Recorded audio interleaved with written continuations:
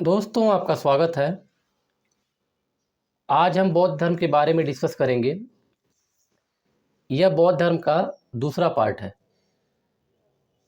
Last session में हमने पहले पार्ट के बारे में डिस्कस किया था। यह बहुत ही छोटा सा टॉपिक बचा हुआ है, आज हम कवर कर लेंगे। दिया है बौद्ध संगीतियों के बारे में, और यह बहुत ही इम्पोर्टेंट सेक्शन है। इससे हर एग्जाम में प्रश्न पूछे जाते हैं।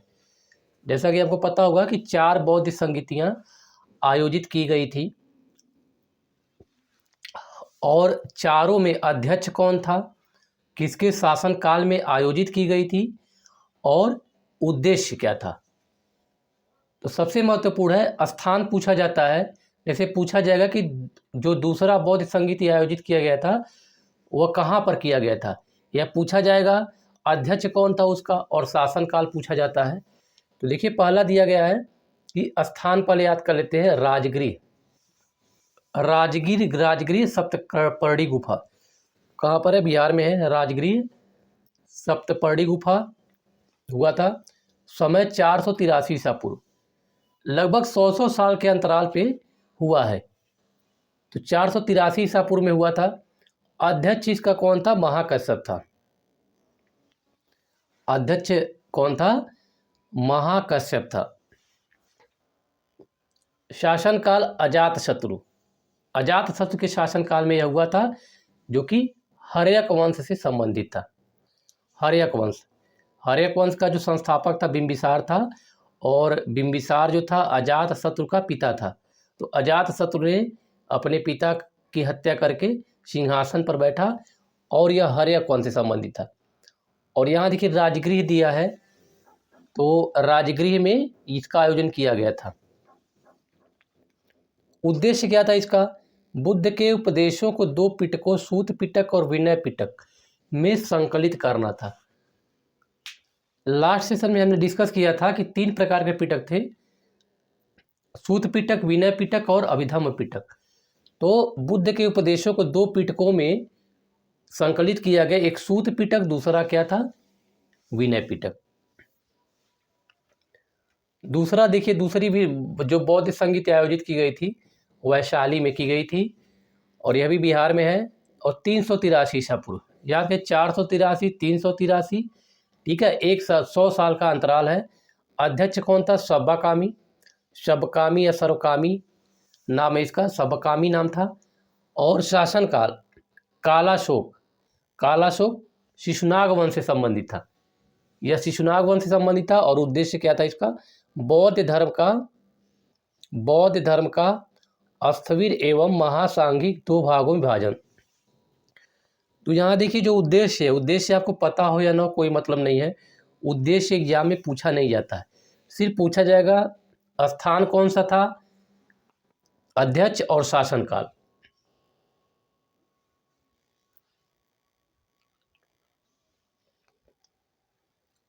तृतीय बौद्ध संगीत आयोजित की गई थी पाटलिपुत्र में 251 ईसा पूर्व, 251 ईसा पूर्व में हुआ था। जैसे कि 483 में पहला हुआ था, 383 में दूसरा, और 251 ईसा पूर्व में तीसरा आयोजित किया गया था। ठीक है, तीसरा आयोजित किया गया था। अध्यक्ष कौन था? मोगलपुत्र तीस थे। और शासनकाल अशोक, यह बहुत इंपॉर्टेंट है क्योंकि यह अशोक के शासनकाल में आयोजित की गई थी। और उद्देश्य क्या था? संघ भेद के विरुद्ध कठोर नियमों का प्रतिपादन एवं तीसरा पिटक अभिधम्म पिटक जोड़ा गया। पहले में क्या किया गया था? पहला कहाँ पर हुआ था? राजगृह में आयोजित किया गया था। और उसमें सूत पिटक और विनय पिटक 2 भागों का संकलन किया गया। और यहाँ देखिए तीसरे में अभिधम्म पिटक जोड़ दिया गया। चौथा कश्मीर के कुंडलवन में, यह 12 पूछा था कहाँ पर है कुंडलवन, और कुंडलवन कहाँ पर? कश्मीर में। और लगभग ईसा की पहली शताब्दी, प्रथम शताब्दी में हुआ था। और अध्यक्ष कौन था? वसुमित्र अध्यक्ष थे। और उपाध्यक्ष कौन था? अश्वघोष था। अध्यक्ष वसुमित्र और उपाध्यक्ष अश्वघोष था। शासनकाल कनिष्क कुषाण वंश से संबंधित था। ये भी याद करना जरूरी है, जो राजा था वो किस काल से संबंधित था? कुषाण वंश से। बौद्ध धर्म का 2 संप्रदायों, हीनयान और महायान में। तो यह क्वेश्चन पूछा भी गया है कि किस बौद्ध संगीत में बौद्ध धर्म का विभाजन हुआ, हीनयान और महायान में? तो चतुर्थ बौद्ध संगीत में आयोजित किया गया था, चतुर्थ बौद्ध संगीत में। तो ये चारों आपको बिल्कुल याद कर, चाहे कोड बनाइए या किसी तरीके से क्या करना है, इसको आपको चारों याद होना चाहिए, क्योंकि एग्जाम में पूछा जाता है। अगर क्वेश्चन बनता है तो इसी से बनता है। और यहाँ देखिए जो पहला वाला दिया है, राजगृह या गिरिव्रज, इसके दो नाम है, राजगृह या गिरिव्रज। ठीक है, तो इसको भी देख लीजिएगा। इसके बाद देखिए महायान और हीनयान में अंतर बहुत इंपॉर्टेंट है। महायान, तो महायान में क्या किया गया है, महायान में गौतम बुद्ध को देवता के रूप में स्वीकार किया गया है। ठीक है, जैसा कि नाम से पता चल रहा है महा और हीन, तो इसको देवता के रूप में स्वीकार किया गया है, और हीनयान में एक विचारक के रूप में इनको देखा गया है। तो देख लेते हैं क्या क्या अंतर है इसमें। मानव जाति के कल्याण पर आधारित धर्म, परोपकार एवं निस्वार्थ सेवा परम लक्ष्य था इसका, महायान का। हीनयान व्यक्तिवादी धर्म की अवधारणा को मानते थे और स्वार्थपरता इसमें अधिक था। बुद्ध को एक देवता के रूप में, इंपॉर्टेंट है, देवता के रूप में स्वीकार किया गया, और बुद्ध को एक पवित्र विचारक एवं महान व्यक्ति के रूप में स्वीकार किया गया। तीसरा है बोधिसत्व की अवधारणा परम आदर्श था। बोधिसत्व की अवधारणा थी यहाँ पर, और यहाँ पर था अरहत पद की प्राप्ति परम आदर्श था। मूर्ति पूजा के प्रबल पक्षधर थे महायान के लोग, और हीनयान वाले मूर्ति पूजा के विरोधी थे। मूर्ति पूजा के विरोधी थे। महायान मूर्ति पूजा का पक्षधर था और हीनयान मूर्ति पूजा का विरोधी था। अनेक भिक्षुओं के मंदिर बनवाए गए। अनेक भिक्षुओं, जो महायान से संबंधित जो अनेक भिक्षु थे, तो उनके मंदिर बनवाए गए, जबकि हीनयान में मंदिर का प्रमाण या मंदिर का निर्माण नहीं किया गया है, मतलब मंदिर के साक्ष्य इसमें नहीं मिलते हैं।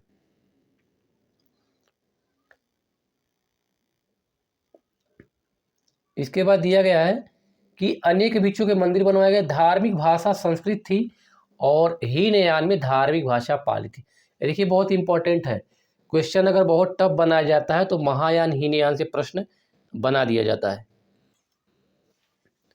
तो इसको अच्छे से पढ़ लीजिएगा। विश्वास पर आधारित संप्रदाय था, महायान संप्रदाय था विश्वास पर आधारित था, जबकि हीनयान तर्क पर आधारित संप्रदाय था। आठवां दिया सर्वाधिक महत्व गृहस्थ जीवन को दिया गया।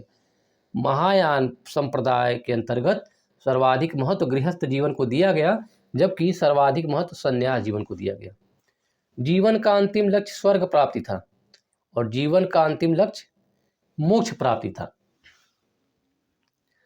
स्वर्ग प्राप्ति था और अंतिम लक्ष्य मोक्ष प्राप्ति था। जापान, कोरिया, चीन, मंगोलिया, तिब्बत में इसका प्रचार प्रसार किया गया, और जावा, श्रीलंका, म्यांमार में जो था हीनयान संप्रदाय को मानने वाले लोग थे। तो इसको अच्छे से देख लीजिएगा। इसके बाद देखिए कुछ स्मरणीय तथ्य दिए गए हैं जो इम्पोर्टेंट है। तो इस सब आपको पता ही होगा कि बुद्ध ने अपना पहला उपदेश, हमने लास्ट सेशन में डिस्कस किया था, सारनाथ या ऋषिपत्तनम, जिसका नाम था ऋषिपत्तन, वहाँ पर दिया था। और बुद्ध ने अपने जीवन के सर्वाधिक उपदेश श्रावस्ती में दिए थे, और श्रावस्ती कौशल देश की राजधानी हुआ करती थी, और कौशल क्या था, एक महाजनपद था। श्रावस्ती राजधानी हुआ करती थी, और मगध का प्रचार, और मगध को प्रचार का केंद्र बनाया गया। बौद्ध धर्म अनात्मावादी है। अनात्मा मतलब आत्मा से संबंध नहीं इसका, और इसमें आत्मा की परिकल्पना, आत्मा की जो परिकल्पना है, तो सोल कॉन्सेप्ट नहीं है इसमें, आत्मा का कॉन्सेप्ट नहीं है। यह पुनर्जन्म में विश्वास करता है, जबकि वर्ण व्यवस्था एवं जाति प्रथा का विरोध करता है। तो जैसा कि हमने गौतम बुद्ध वाले बताया था कि जाति, इसीलिए धर्म सुधार आंदोलन की शुरुआत ही हुई जाति प्रथा और वर्ण व्यवस्था के विरोध के लिए ही इसकी शुरुआत हुई। जाति प्रथा और वर्ण व्यवस्था का विरोध करने के लिए ही, क्योंकि इसमें बहुत सारी बुराइयां छिपी हुई थी, उसी का विरोध करने के लिए ही शुरुआत हुई थी। महात्मा बुद्ध ने बोध गया में तप्पुस एवं मल्लिक नाम के 2 सौदागर जो कि बंजारे थे अपना शिष्य बनाया, और ये दोनों जो थे शूद्र थे, जबकि गौतम बुद्ध क्षत्रिय थे, तो उन्होंने शूद्रों को अपना शिष्य बनाया। इस तरह बुद्ध ने इन 2 शूद्रों को बौद्ध धर्म का सर्वप्रथम अनुयायी भी बनाया, और बौद्ध धर्म 2 संप्रदाय हीनयान और महायान अभी बताया था, और हीनयान संप्रदाय के लोग श्रीलंका, म्यांमार, जावा आदि देशों में फैल गए, और महायान के लोग तिब्बत, चीन, कोरिया, मंगोलिया अभी डिस्कस किया था ऊपर, ठीक है। बौद्ध धर्म की एक और शाखा वज्रयान, एक और शाखा थी वज्रयान प्रचलित हुई, जो 7वीं शताब्दी में तंत्र मंत्र से युक्त थी। 7वीं शताब्दी में तंत्र मंत्र से युक्त थी, जिसका प्रमुख केंद्र भागलपुर जिला था। इसको याद कर लीजिएगा, भागलपुर अभी भी बिहार में है, भागलपुर बिहार का एक जिला है, में स्थित विक्रमशिला विश्वविद्यालय था। तो मतलब बताया जा रहा है कि हीनयान और महायान संप्रदाय के अतिरिक्त भी एक 7वीं शताब्दी में वज्रयान प्रचलित हुई, और जो कि तंत्र मंत्र पर विश्वास करती थी, तंत्र मंत्र से युक्त था, और इसका जो मेन सेंटर था भागलपुर था, भागलपुर का विक्रमशिला विश्वविद्यालय।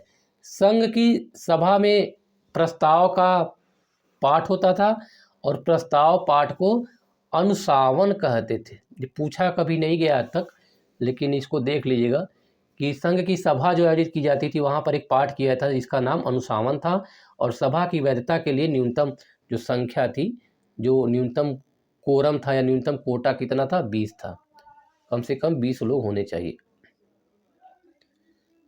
संघ में प्रविष्ट होने को उपसंपदा कहा जाता है। यह भी आज तक पूछा नहीं गया है, लेकिन इसको देख लीजिएगा, हो सकता है कि अनुशासन और उपसंपदा पूछा जाए। बौद्ध धर्म का संगठन गणतंत्र प्रणाली पर आधारित था। बौद्धों के लिए महीने के 4 दिन, ये 4 दिन बहुत महत्वपूर्ण है, अमावस्या, पूर्णिमा और 2 चतुर्थी उपवास के दिन होते थे। इस दिन बौद्ध धर्म को मानने वाले लोग उपवास किया करते थे। बुद्ध के पंचशील सिद्धांत का वर्णन छांदोग्य उपनिषद में मिलता है। तो दोस्तों, ये हमारा जो बौद्ध धर्म है 2 पार्ट में कंप्लीट हो गया। नेक्स्ट सेशन में हम जैन धर्म डिस्कस करेंगे। आज के लिए बस इतना ही। अगर आपको वीडियो अच्छा लगे तो लाइक कीजिए, अपने दोस्तों को शेयर कीजिए और चैनल को सब्सक्राइब कीजिए। और अगर टॉपिक से रिलेटेड किसी प्रकार की क्वेरी हो तो आप कमेंट बॉक्स में टाइप करके हमसे पूछ सकते हैं।